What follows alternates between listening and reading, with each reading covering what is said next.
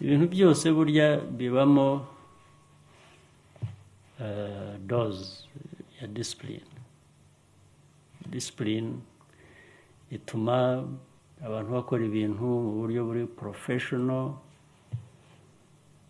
Discipline bituma uguma ku ntego yawe ntuteshuke ngo ujye mu bindi.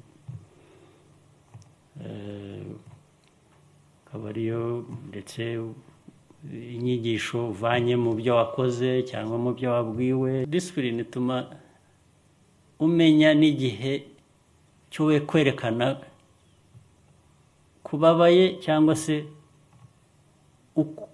ukamenya no kwifata, kwigarura, kugira ngo kuko ushobora kugaragaza uburakari cyangwa kubabaye mu kibuga mbere hose urabwira the wrong person, kujya kubitura refuri agufiteho ubushobozi, aranaguha n'akada kwirukana kuvanemo. Byaba byo bitaba byo, timu ifite uwo muco igera kuri byinshi, igera kuri icyo. Rero ubwo nicyo nabasaba bya discipline. Rero buriya ureba n'igihugu, navugaga igihugu nk'abanyarwanda muri rusange, n'ibibazo twanyuzemo n'ibyo tugihanganye nabyo byinshi. Buriya turi abantu batafite umuco wo kwihangana, wo kugerageza, wo gushaka, wo kubana, ntabwo igihugu kimeze gityo kigera kure. Igihugu kirimo umwiryane, buri wese ari nyamwigendaho, ntawe ugira icyo yumva, ntawe ukurikiza amategeko, ntawe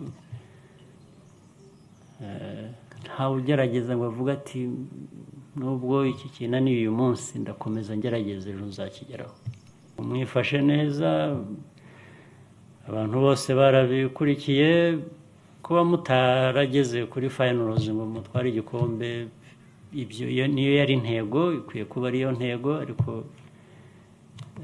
ya process uko mwagiye, uko mwageze na context mwakoreyemo, muri rusange abantu bose bashima ko mwakoze neza, kandi mukomerezaho, ntimuzitezuke, ntimusubire inyuma, ahubwo mukomeze muharanire gutera imbere.